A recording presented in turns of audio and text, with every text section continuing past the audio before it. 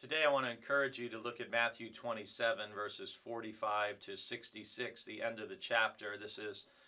Describes the death of Jesus and the aftermath and what happened. And it's interesting that Matthew notes that when Jesus cried with a loud voice and breathed his last in verse 50, and then in verse 51 we're told that the curtain of the temple was torn in two from top to bottom, and the earth shook and the rocks were split. There's almost this cosmic response to the death of Jesus, and we might even say that this is part of God mourning for the death of God's own Son. And the verse I want to highlight today is verse 54, and it goes like this. Now when the centurion and those with him who were keeping watch over Jesus saw the earthquake and what took place, they were terrified and said, "Truly, this man was God's Son." This verse, Matthew 27:54, is really the whole climax that Matthew's gospel is moving towards from the very beginning.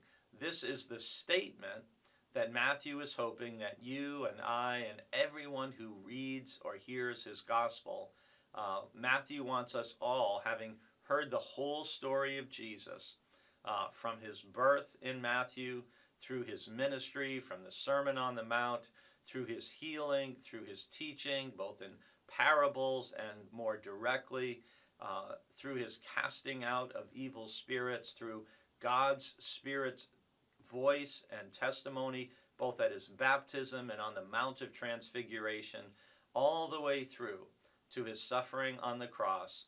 Matthew hopes you will see and hear this whole story of Jesus and say, there's no other conclusion I can reach but that truly this man was God's Son. And it's significant that Matthew has that statement coming, not from one of the apostles, not from one of the 12 who had been with him from his early days of calling his first followers. It's not from one of the women who faithfully followed Jesus and helped to provide for his needs. It's not from a member of Jesus' family. It's not even from the mouths of a fellow Jewish person. Matthew has it as a Roman centurion who recognizes that truly this was God's Son. And I think part of why Matthew does that is both to show the appeal of Jesus, which is extending beyond the lost sheep of the house of Israel to the whole world. And also, from Matthew's perspective, if a Roman centurion could correctly see that Jesus is the Son of God, then maybe anybody could come to that same life-changing conclusion. I hope you have, and I hope it's made all the difference in the world.